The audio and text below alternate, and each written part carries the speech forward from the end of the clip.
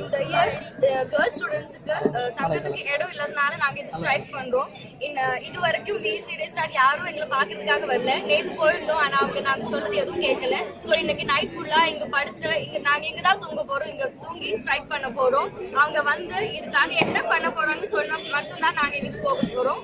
அது வரைக்கும் நாங்க இங்க உட்கார்ந்து படுத்து தான் ஸ்ட்ரைக் பண்ண போறோம். Regarding what? டாக்டர் சொல்லுங்க. ஒரு நிமிஷம்.